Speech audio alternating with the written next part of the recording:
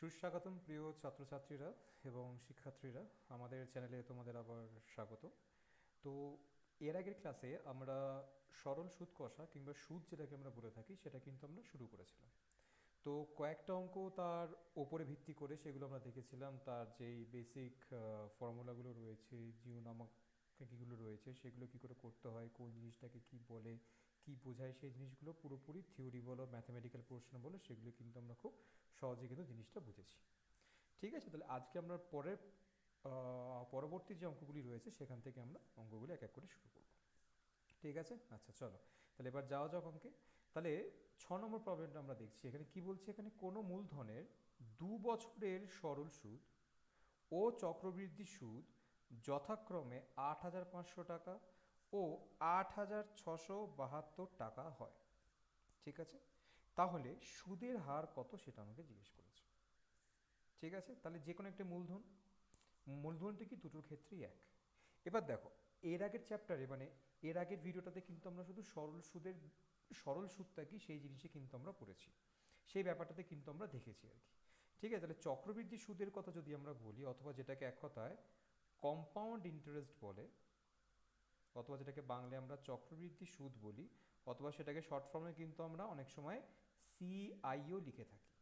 ঠিক আছে, চক্রবৃদ্ধি সুদটা কি আসলে, এই যে সরল সুদটা কি হচ্ছে, ধরো তোমার সময় আমার যত খুশি সময় থাক না কেন, সে আমার যত বছরই সময় থাক থাক না কেন, টাকাটা মানে সুদটা যেটা ওরা গুনছে সেটা কিন্তু আমরা শুরুতে যে টাকাটা নিয়েছি, মানে যেটা আমার মূল টাকা, সেই টাকার উপরে কিন্তু ওরা সুদটাকে ধরছে। চক্রবৃদ্ধি সুদে কি পার্থক্যটা কি হচ্ছে, যে ওরা কি করছে, ধরো কথার কথা তোমার এখানে 2 বছরের কথা পড়েছে, তাহলে 2 বছরে কি হচ্ছে, 2 বছরে ধরো যদি আমি সরল সুদ ধরি, তাহলে সরল সুদের ক্ষেত্রে কি হবে, আমি যখন সুদটা বার করব সেই ক্ষেত্রে কি হয়ে যাবে, আমার যে আসল টাকাটি রয়েছে তার উপরে আমি 2 বছরের সুদটা বার করব। চক্রবৃদ্ধি সুদে কি হবে, আমি প্রত্যেক বছরটিকে এক বছর এক বছর করে ভাগ করে নেব। মানে কি, সরল সুদ আমি কি করব প্রথম 1 বছরের জন্য কি বার করব, ওই মূলধনের ওপর মানে আমার যে আসল টাকাটি রয়েছে তার ওপর আমরা সরল সুদটি বার করে ফেললাম। তাহলে সরল সুদ যেটা আবার বেরোলো, সেই সরল সুদের সাথে আমরা কি করলাম, আসলটাকে যোগ করে ফেললাম। ঠিক আছে, তাহলে সুদ আর আসল যোগ করে কি হলো আমার, সুদ আসল হলো। তাহলে 1 বছরের শেষে যেই সুদে আসলে যেই টাকাটি হলো সেটা কিন্তু আমার দ্বিতীয় বছরের শুরুতে তার আসল টাকাটি হয়ে গেল আমার 1 বছরের সুদ আসল। ঠিক আছে, তাহলে দ্বিতীয় বছরের জন্য যখন একবার সুদ আমরা ক্যালকুলেট করব, সেই ক্ষেত্রে কিন্তু আসলটি হয়ে যাবে আমার 1 বছরের সুদ আসল যে টাকাটি হয়েছে সেটি কিন্তু হয়ে যাবে আমার দ্বিতীয় বছরের আসল। এইভাবে কিন্তু আমরা প্রত্যেকটি বছরের যত বছরের জন্য আমাকে চক্রবৃদ্ধি সুদ বার করতে বলবে সেটা কিন্তু আমরা খুব সহজেই বার করতে পারি। ঠিক আছে, আচ্ছা এবার দেখো, তাহলে যদি আমরা অঙ্কে দেখি, তাহলে অঙ্কের ক্ষেত্রে কি বলে দিচ্ছে, কোনো মূলধনের 2 বছরের সরল সুদ ও চক্রবৃদ্ধি সুদ যথাক্রমে 8,400 টাকা ও 8,672 টাকা।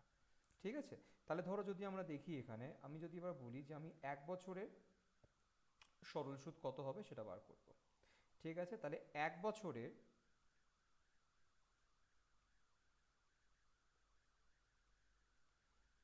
সরল সুদ যদি হয় তাহলে সেটা কত হবে, দেখো 2 বছরের সরল সুদ কত বলা আছে আমার, 8,400 টাকা বলা আছে। তাহলে 1 বছরের সরল সুদ কত হচ্ছে আমার, 8,400কে কি 2 দিয়ে ভাগ করতে পারি, কারণ সরল সুদ তো আমার প্রত্যেক বছর একই থাকবে, তাই না। সরল সুদের ক্ষেত্রে কি সুদ যেটা হবে সেটা কিন্তু প্রত্যেক বছর সুদ আমার একই থাকবে, সুদ কখনো কিন্তু কোনো বছর বাড়বে কোনো বছর কমবে এরকম কখনোই না। তাহলে সেই ক্ষেত্রে কত হচ্ছে আমার এখানে, 4,200 টাকা কিন্তু কি হচ্ছে আমার, সুদ হচ্ছে, এটা হচ্ছে 1 বছরের সরল সুদ হচ্ছে। ঠিক আছে, তাহলে এবার দেখো যেটা আমার বলেছে, যে সরল সুদ ও চক্রবৃদ্ধি সুদের যথাক্রমে 8,400 টাকা ও 8,672 টাকা বলে দিয়েছে। তাহলে এখান থেকে আমরা কি বার করতে পারি, এবার দুটো সুদের মধ্যে পার্থক্য বার করতে পারি। তাহলে যদি আমি বলি ডিফারেন্স বিটুইন কম্পাউন্ড ইন্টারেস্ট মানে কি চক্রবৃদ্ধি সুদ এবং সরল সুদ, সেই ক্ষেত্রে কি হবে তাহলে,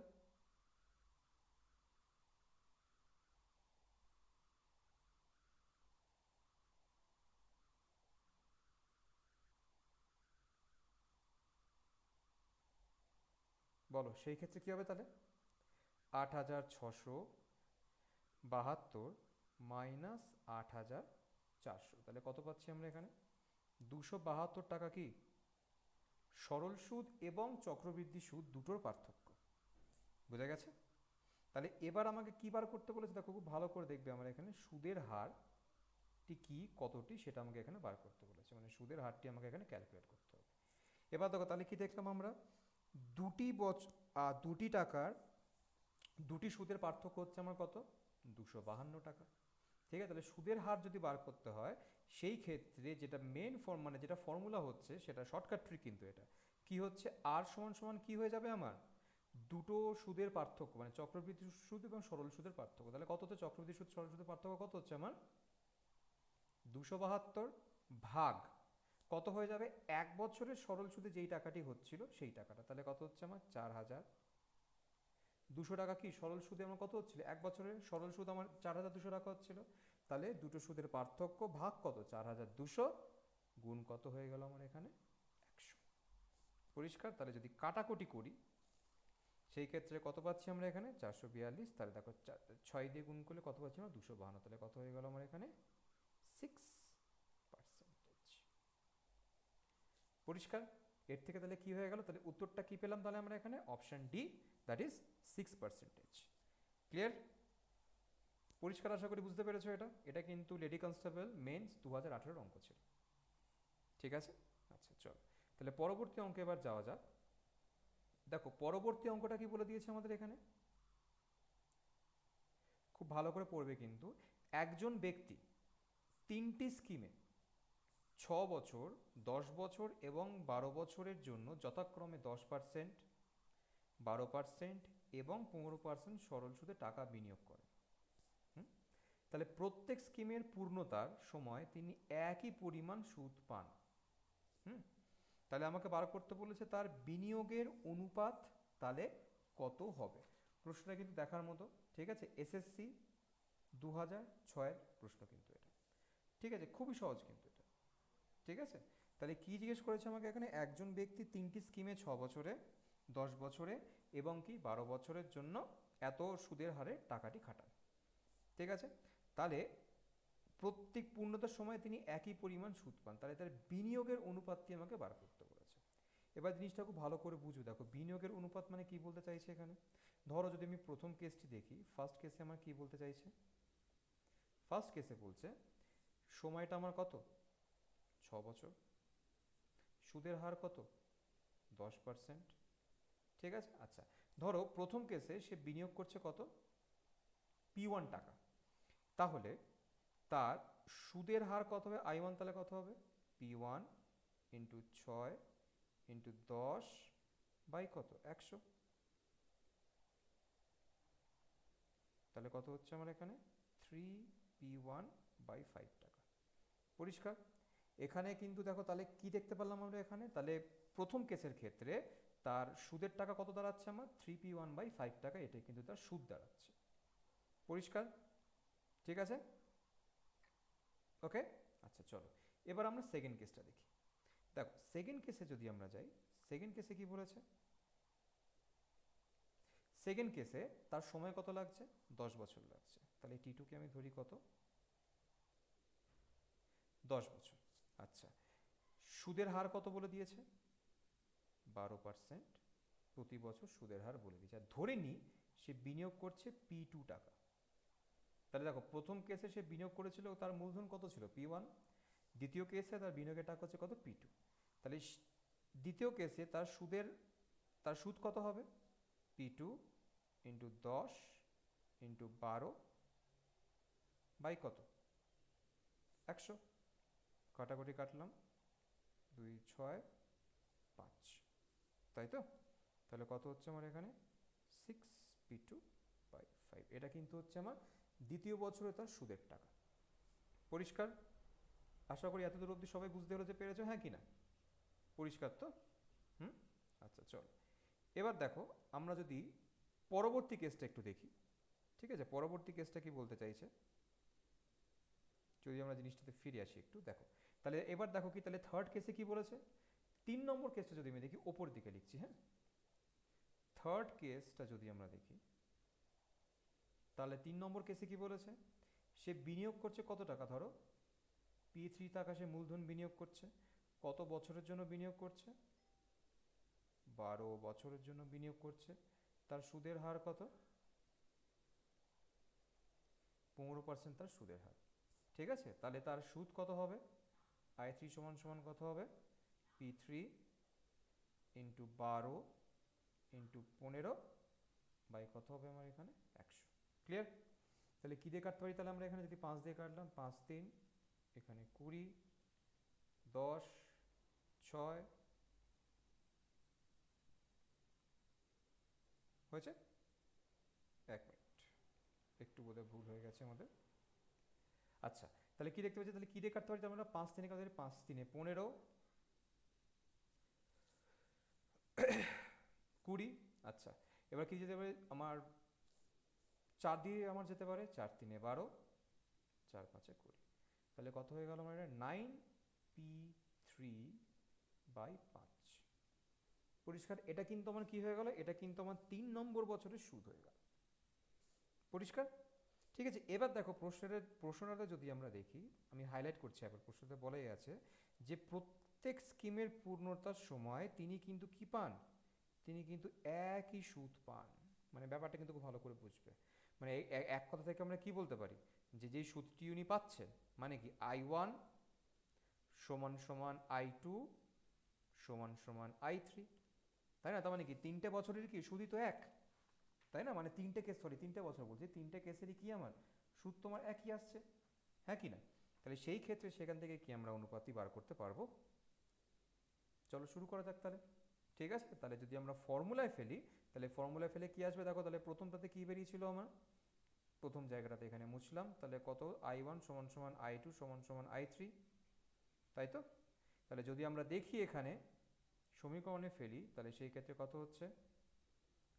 I1 সমান সমান I2 সমান সমান I3। তাহলে I1 কত? 3p1/5 is equal to I2 আমার কত? 6p2/5। আর I3 আমার তোমার I3 সমান সমান কত? 9p3/5, তাই তো? ঠিক আছে, তাহলে কি করে কি হতে পারে এবার বলো? তাহলে যদি সব কটা কেসেই আমরা দেখি, সেই ক্ষেত্রে কি দেখতে পাচ্ছি আমরা?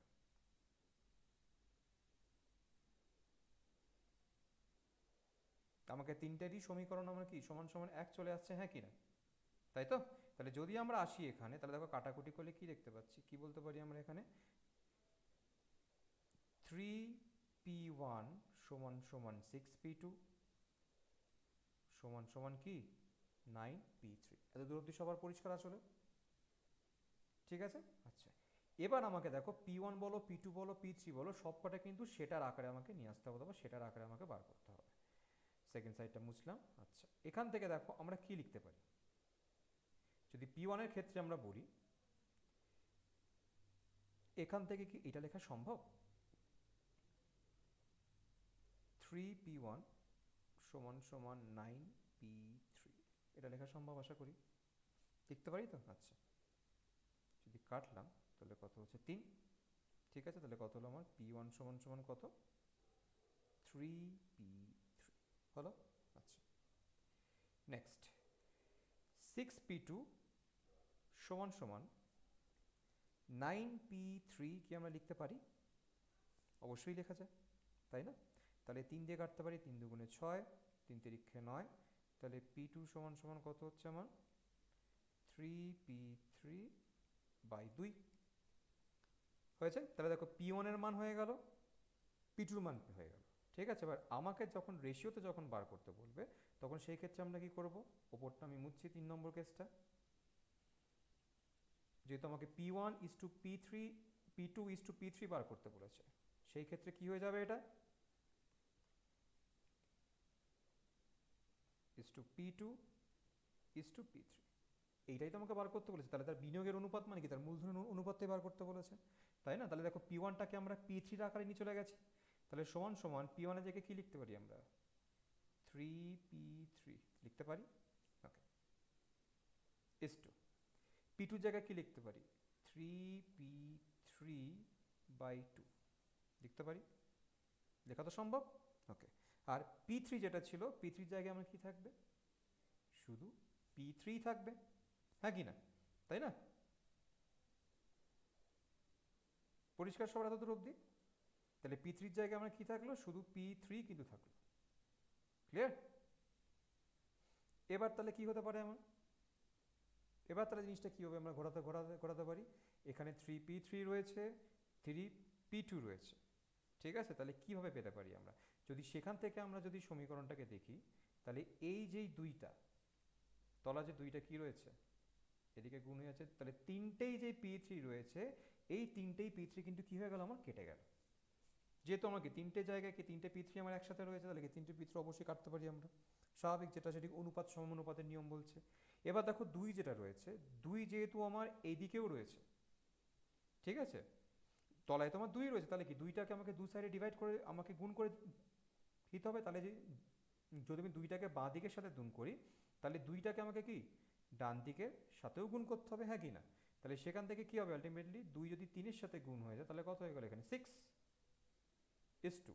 ওপরে দেখো শুধু তিনই রয়ে গেছে, তাহলে কি 3:2 এইদিকে চলে গেছে, এক ছিল, তাহলে কি 2:2। ঠিক আছে, তাহলে দেখো অনুপাতটা কি পেলাম আমরা এখানে? 6:3:2। এটাই কিন্তু হচ্ছে আমাদের কোশ্চেন নাম্বার 7-এর উত্তর, অপশন নাম্বার ডি। ক্লিয়ার? খুবই সহজ, কিন্তু একটু মাথা লাগালে কিন্তু অঙ্কগুলো একদমই সহজভাবে তোমরা করতে পারবে। ওকে, চলো নেক্সট প্রবলেমে তাহলে আমরা যাই এবার।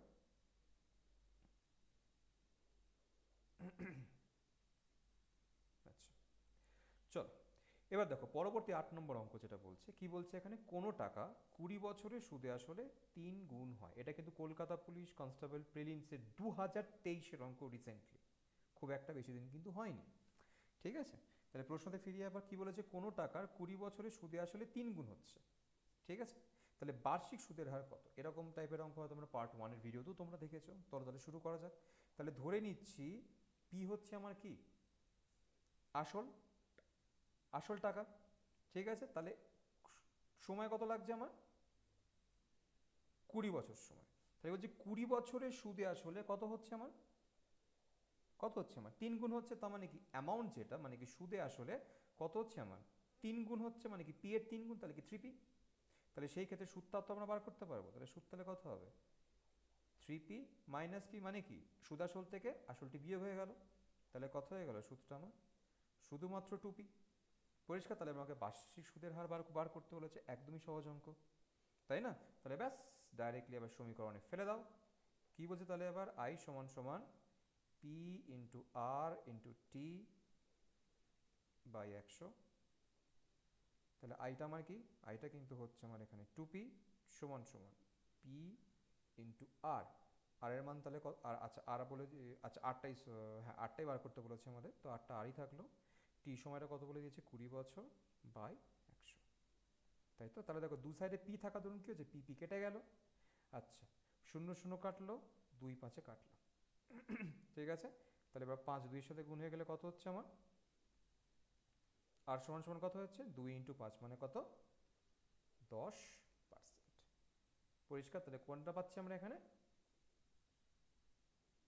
Option number 10। ক্লিয়ার?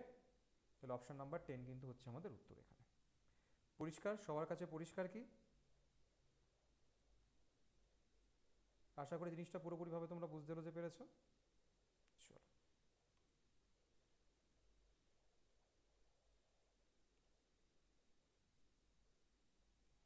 ঠিক আছে, চলো পরে তাহলে পরবর্তী অঙ্কতে এবার যাওয়া যাক।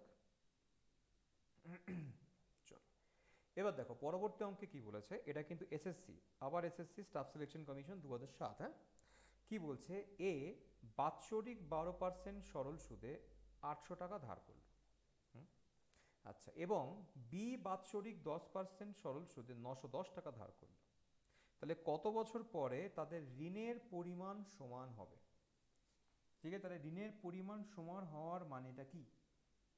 ঋণের পরিমাণ সমান হওয়ার মানে কি বলতে চাইছে এখানে? সুদ আসলে যেই টাকাটি সেটা সমান হবে, হ্যাঁ কি না? তাই না? কারণ এখানে কিন্তু দেখো দুজনেরই কিন্তু আসলটি আলাদা। একজন 800 টাকা নিয়ে, একজন 800 টাকা ঋণ করেছিলেন, আর একজন 910 টাকা ঋণ করেছিলেন, তাই না? তাহলে এর ক্ষেত্রে যদি আমি বলি, এর কেসে, তাহলে এর কেসে কি আমার বলছে, তাহলে আমার মূলধন কত বলে দিয়েছে, 800 টাকা বলে দিয়েছে। সুদের হার কত, 12%। ঠিক আছে, আর সময়টা কিন্তু আমার এখানে দেখো সময়টা আমার বলা নেই, তাহলে দেখো এখানে প্রশ্নটা যদি ভালো করে পড়ি আমরা, এখানে বলাই আছে যে দুটোর কেসেই কিন্তু সময়টা কি হবে আমার এক হবে, মানে এর ক্ষেত্রে যা সময় লাগছে বির ক্ষেত্রে কিন্তু তাই সময় লাগবে, তাহলে দুটোর ক্ষেত্রেই সময়টাকে আমি ধরে নিচ্ছি কত, টি। হয়েছে? তাহলে সেই ক্ষেত্রে যদি আমাকে কত সুদ লাগছে এর ক্ষেত্রে বার করতে, তাহলে সেই ক্ষেত্রে কত হবে, P into R into T by 100। তাহলে পি রয়েছে আমার 800, আর হচ্ছে 12, টি আমার টি থাকলো, বাই কত হয়ে গেল 100, কাটাকুটি করলাম, তাহলে কত হচ্ছে আমার এখানে 96 টি শুধু, তাই তো হলো। আচ্ছা, এবার তাহলে এর কেসে যদি আমি দেখি, তাহলে এর কেসে এর সুদাসলটা তাহলে কত হচ্ছে, তাহলে এর সুদাসল কত হচ্ছে আমার টোটাল অ্যামাউন্ট যদি দেখা যায়, তাহলে এর কেসে এর সুদাসল কত হচ্ছে, 800 টাকা ওর কি ছিল, আসল টাকা ছিল, যোগ কত টাকা ওর সুদ পাচ্ছে, 96 টি, ওর সুদ কত টাকা হলো আমার 96 টি, তাই তো। আচ্ছা, যদি একই রকমভাবে এবার আমরা বিয়ের জায়গাটাতে চলে আসি, ঠিক আছে, এবার ধরো আমরা কার কেসে দেখব, এবার আমরা বিয়ের কেসে দেখব।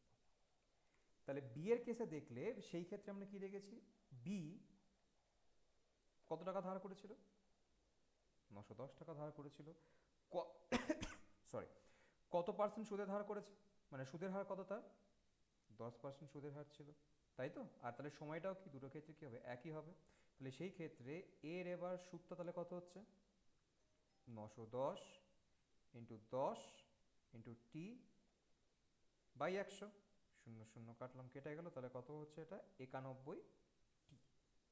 তাহলে বিয়ের কেসে বিয়ের সুদটা কত হচ্ছে আমার 91 টি। তাহলে বিয়ের কেসের বিয়ের টোটাল অ্যামাউন্ট কত হবে, তাহলে বিয়ের কেসে বিয়ের টোটাল অ্যামাউন্ট তাহলে কত হচ্ছে আমার 910 প্লাস 91 টি।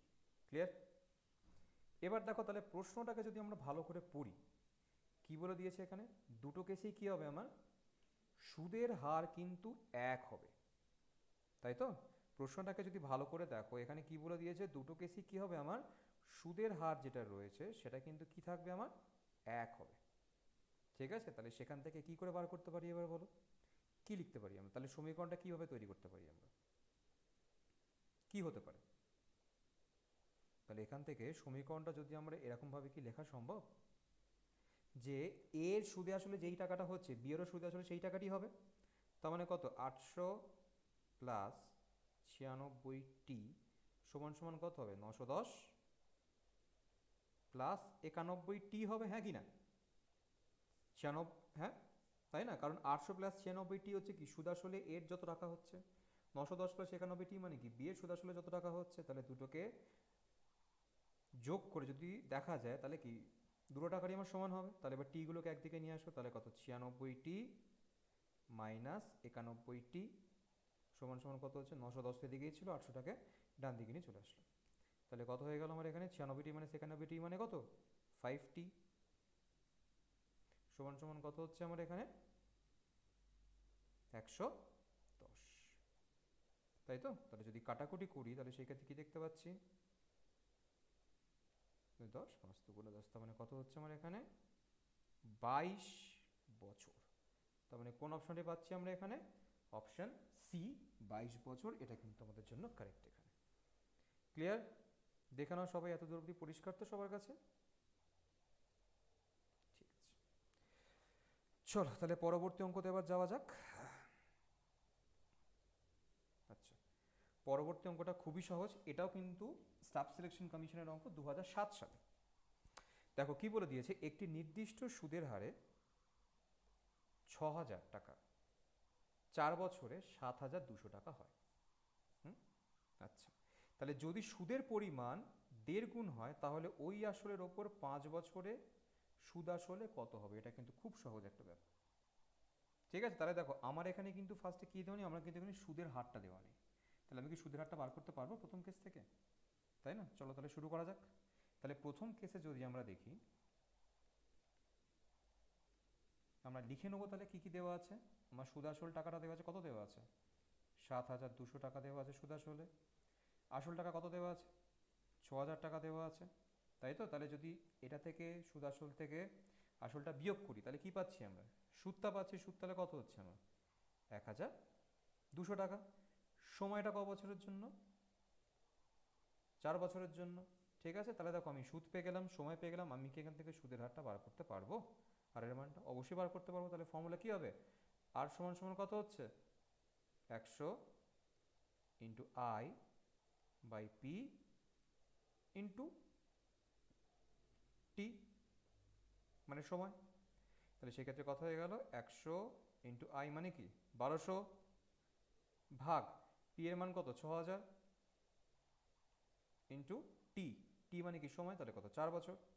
তাহলে যদি শূন্যগুলোকে কেটে দিই, 2 শূন্য কেটে গেল, এখানেও শূন্য কেটে গেল, এখানে কত পড়ে থাকছে আমার? এখানে 20 পড়ে থাকছে, 4-এর সাথে 5 পড়ে থাকছে, তাহলে কত হচ্ছে আমার এখানে? 5%। তাহলে দেখো সুদের হারটা কত পেলাম আমরা এখানে? বার্ষিক সুদের হার কত হচ্ছে আমার এখানে? 5%। ঠিক আছে, এবার একটা জিনিস খুব ভালো করে দেখবে, কেন সুদের হারটা বার করলাম? কারণ দেখো সেকেন্ড সেন্টেন্সে কি বলে দিয়েছে, যদি সুদের পরিমাণ 1.5 গুণ হয়, ঠিক আছে, 1.5 গুণ সুদের পরিমাণ বাড়ছে কিন্তু, ঠিক আছে, তাহলে 1.5 গুণ বাড়া মানে কি নিশ্চয়ই সুদের হারটাই বাড়বে, হ্যাঁ কি না, তাই না? তাহলে নতুন সুদের হার তাহলে কত হবে সেটা তো আমরা লিখতে পারি, তাই না? চলো তাহলে দেখি, দেখা যাক। তাহলে নতুন সুদের হার যদি অঙ্কতে আমরা দেখি, তাহলে নিউ রেট অফ ইন্টারেস্ট,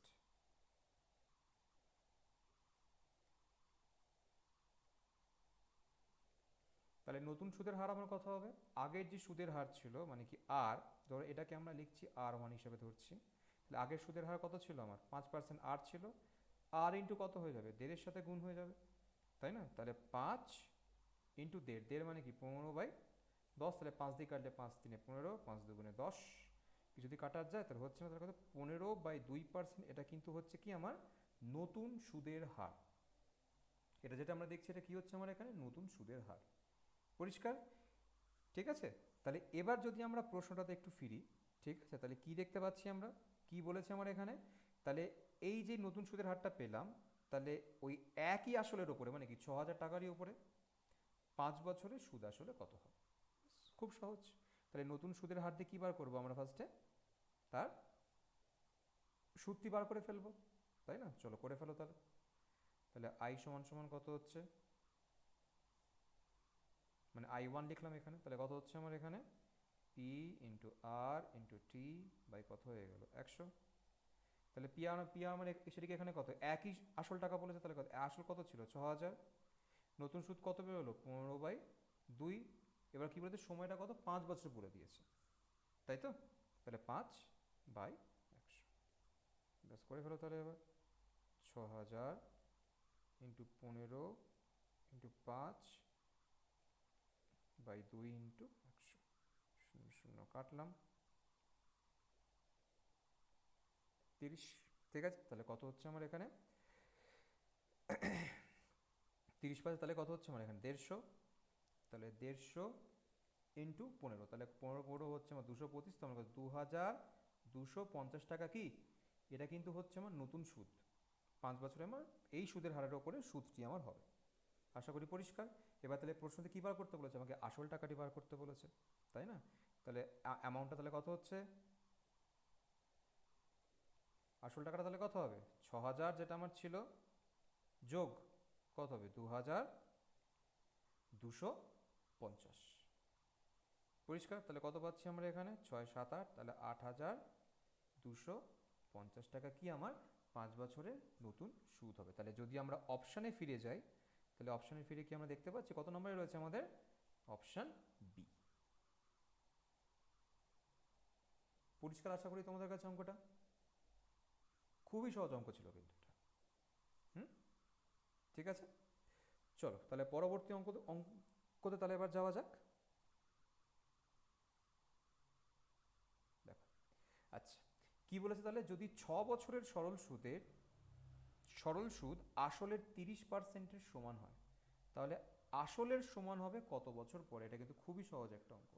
প্রশ্নটা একটু গোলমেলে লাগছে পড়ে, ঠিক আছে, কিন্তু প্রশ্নটা কিন্তু একদমই সহজ। কি বলেছে আমার, যদি 6 বছরের সরল সুদ আসলের 30%-এর সমান হয়, ঠিক আছে, তাহলে কি আমার ধরা যাক এখানে আসল টাকা যেটা রয়েছে, আসল টাকা কিছু বলেন যে আসল টাকাটা কি ধরে নিচ্ছি, আসল টাকাটা ধরে নিচ্ছি আমরা কি এখানে প্রিন্সিপাল অথবা পি, হ্যাঁ কি না, তাই তো? আচ্ছা, তার সাথে কি বলে দিয়েছি, তাহলে বার্ষিক সুদের হার, সেটাও আমার এখানে বলা নেই। তাহলে বার্ষিক সুদের হার কত ধরে নিচ্ছি আমরা এখানে, ধরো R% ধরে নিচ্ছি, যেটা হচ্ছে আমার বার্ষিক সুদের হার। ঠিক আছে, এবার এখানে দেখো জিনিসটা খুব ভালো করে পড়বে কিন্তু, যদি 6 বছরের সরল সুদ আসলের 30%-এর সমান হয়, মানে কি আসলে যদি 30% করা হয়, তার যে টাকাটি আসছে সেটা কিন্তু সরল সুদের ওই টাকার ওপর সরল সুদ যদি নেওয়া হয় 6 বছরে যেটা সরল সুদ হবে তার সমান। পরিষ্কার? ঠিক আছে, তাহলে সেখান থেকে কিছু বুঝতে পারছো? হুম, চল, তাহলে তাহলে সুদটা তাহলে কত আমার হবে, সময়টা বলে দেওয়া আছে, কত বলে দেওয়া আছে, 6 বছর আমার টাইম বলে দেওয়া আছে, তাহলে সুদ আমার তাহলে কত হচ্ছে আমার এখানে পি, আরটা আমার জানা নেই, তো আমি বার বার করে নেবো এটা ইন্টু 6, তাহলে ভাই কত হলো 100। ঠিক আছে, এবার কি বলেছে সরল সুদে 30%-এর সমান, ঠিক আছে, তাহলে তাহলে এটা এটা কার সাথে সমান, সেটি হচ্ছে আমার 30%-এর সমান, কার 30%, আসলের 30%-এর সমান। ঠিক আছে, তাহলে আসলের 30% মানে কি, তাহলে এখান থেকে কি লিখতে পারি সমীকরণটা আমরা, পি ইন্টু আর ইন্টু 6/100 সমান সমান কত হবে, 30/100 ইন্টু ই, মানে কি পি এর যদি 30% করা হয় যে মানটি হবে, যেই অঙ্কটি আমরা পাবো সেটা কিন্তু 6 বছরের সুদের টাকার সাথে সমান হবে। তাহলে কাটাকুটি করলে 200 কেটে গেল, পি কেটে আমার গেল, ঠিক আছে, 5 দিয়ে কেটে গেল, তাহলে আর সমান সমান কত হচ্ছে আমার এখানে 5%। ঠিক আছে, তাহলে এবার প্রশ্নে কি জিজ্ঞেস করে নিয়েছে, যদি এরকম হয় তাহলে আসলের সমান হবে কত বছর পরে, তাহলে আসলের সমান হবে কত বছর পরে মানে কি, আমাকে এখানে কিন্তু কী বার করতে হবে, সময়টা বার করতে বলেছে, তাই না? তাহলে যদি যদি পরবর্তী কেসটা আমরা দেখি, সেকেন্ড কেসের ক্ষেত্রে, সেই ক্ষেত্রে আমরা কি দেখতে পাচ্ছি, আসলের সাথে সমান করতে হবে, তাই না? তাহলে কি হচ্ছে আমার আসলের সমান হবে কত পরে, মানে সমীকরণটা যদি আমার এরকমভাবে সাজানো হয়, তাহলে আসলের সমান কত বছর পরে হবে, সুদের কথা বলেছে কিন্তু, তাহলে সেই ক্ষেত্রে সুদ তাহলে কত হবে, I1 সমান সমান তাহলে কত হবে পি, এবার আর তো বেরিয়ে গেল 5, ঠিক আছে, ইন্টু সময়টা বার করতে হবে ধরো টি, ধরে নিলাম টি/100, তাই তো? তাহলে এইটা সমান সমান কী হবে আমার আসলের সাথে সমান, মানে কি এটা সমান সমান হবে আমার পি এর সাথে সমান হবে। তাহলে সমীকরণটা থাকলে তাহলে কী দেখতে পাচ্ছি আমরা এখান থেকে, পি ইন্টু 5 ইন্টু টি/100 সমান সমান পি, দু সাইডে পি কাটলো, 100কে 5 দিয়ে কাটতে পারলাম, তাহলে টি সমান সমান কত পাচ্ছি আমরা 20, মানে কি তাহলে 20 বছর। ঠিক আছে, অপশান বি। ক্লিয়ার? খুবই সহজ এটা, আশা করি বুঝতে পেরেছো। এরকমই অঙ্ক কিন্তু মেনলি তোমাদের সব রকম, মানে তোমরা মূলত যত রকম গভর্নমেন্ট চাকরি পরীক্ষার জন্য বসবে গ্রুপ সি এবং গ্রুপ বি স্তরে, এরকম মূলতই কিন্তু সরল সুদ কষা থেকে এরকম ধরনের অঙ্ক কিন্তু তোমরা পাবে। ভেবো না যে বেশি টাফ দিয়ে ফেলেছে, কনসেপ্টগুলো কিন্তু বেসিকগুলো কিন্তু এর মধ্যেই সব লুকিয়ে রয়েছে। ঠিক আছে, আচ্ছা চলো পরবর্তী অঙ্কতে এবার আমাদের যাওয়া যাক। আচ্ছা, কি বলেছে, ক্রুতি 6% সরল সুদে প্রথম বছর একটি ঋণ নেয়, খুব ভালো কথা, তাহলে এর পরবর্তী প্রত্যেক বছরে 0.5% করে তার সুদটি বৃদ্ধি পায়। সে 4 বছর পরে 3,375 টাকা সুদ পরিশোধ করে, এটা কিন্তু আসল ছাড়া, শুধু সুদই দেয়, সে কত টাকা 4 বছর পরে 3,375 টাকা, তাহলে সে কত টাকা লোন নিয়েছিল, মানে কি তাকে কি বার করতে হবে, তার আসল টাকাটি আমার এখানে বার করতে বলেছে। পরিষ্কার? ঠিক আছে, তাহলে কি করে করতে পারি আমরা এখানে বলো, প্রতি বছর কী হয়েছে 6% প্রথম বছরে সে কি 6% সরল সুদে আমার আকারে নেয়, হ্যাঁ কি না? তাহলে যদি আমার এখানে দেখা যায়, যদি আমরা আরগুলোকে ধরি, তাহলে প্রথম বছরে সুদের হার কত ছিল, 6% ছিল। আচ্ছা, দ্বিতীয় বছরে সুদের হার কত ছিল, 0.5% বৃদ্ধি পেয়েছে, মানে কত হলো 6.5% হলো। আচ্ছা, তৃতীয় বছরে সুদের হার কত ছিল, 0.5% বৃদ্ধি পেয়েছে, মানে কত হলো 7% হলো। আচ্ছা, চতুর্থ বছরে আরও 0.5% বৃদ্ধি পেয়েছে, তার মানে কত 7.5% হলো। পরিষ্কার? ঠিক আছে, এটা কিন্তু প্রথম বছর, first year, second year, third year, fourth year.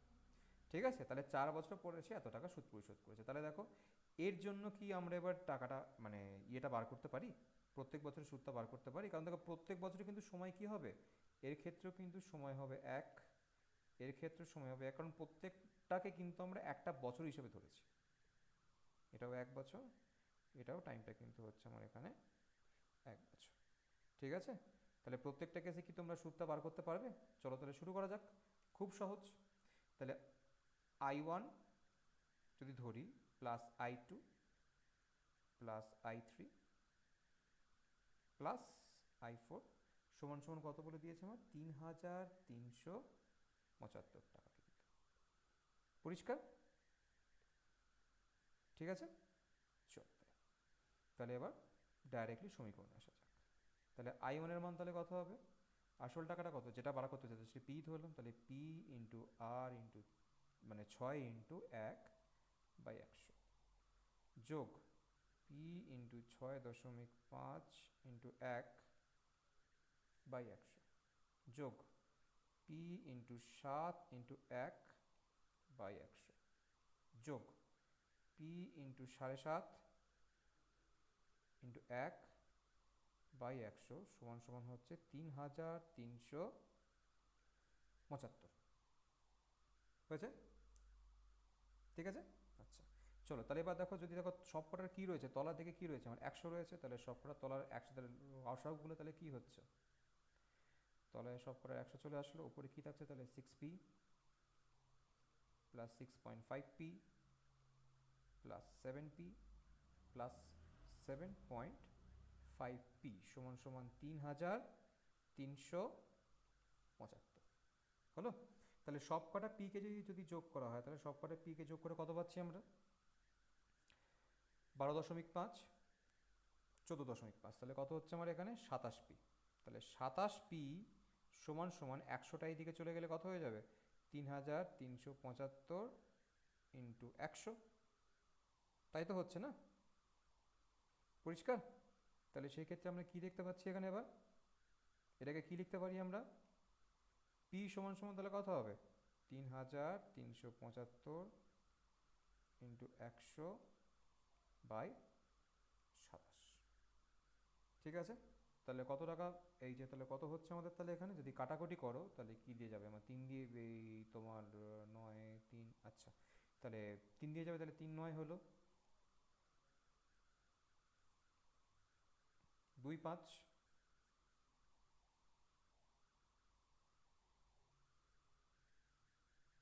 ঠিক আছে, আচ্ছা এবার দেখো ডাইরেক্ট 9 দিয়ে যায় নাকি? 9 হুম 9 10 11 তার মানে 22, তার মানে 9 দুগুণে 18। ঠিক আছে, আর এখানে তোমার 9 5 45, 125, তাহলে কত হয়ে গেল? 12,500। এটা কিন্তু কি, এটা কিন্তু হচ্ছে আমার আসল যে টাকাটি ও ঋণ নিয়েছিল তার পরিমাণ। ঠিক আছে, পরিষ্কার আশা করি সবার এত দূর অবধি। ঠিক আছে, চলো তাহলে আজকের যে পার্টগুলি, আজকের যে অঙ্কগুলি আমরা দেখলাম, এগুলো মূলত কিন্তু যেগুলো আমি বললাম আর কি, যে মূলত কিন্তু আমাদের এইসবের ওপরই আসে। ঠিক আছে, আরেকটা এই সরল সুদের থার্ড পার্ট আমরা বানাবো পরবর্তী ভিডিওতে। সেখানে এর থেকে আরেকটু কমপ্লিকেটেড যেই সামসগুলি রয়েছে কিংবা অঙ্কগুলি রয়েছে, সেগুলো কীভাবে কী করতে হয়, সেগুলো মূলত কীভাবে করে, সেগুলো কিন্তু আমরা একটু দেখে নেব। ঠিক আছে, তাহলে আজকে ক্লাসটা আমরা এত দূর অবধি রাখলাম। ভালো থেকো সবাই, সুস্থ থেকো সবাই। পরবর্তী ক্লাসে আবার সবার সাথে দেখা হচ্ছে। Thank you.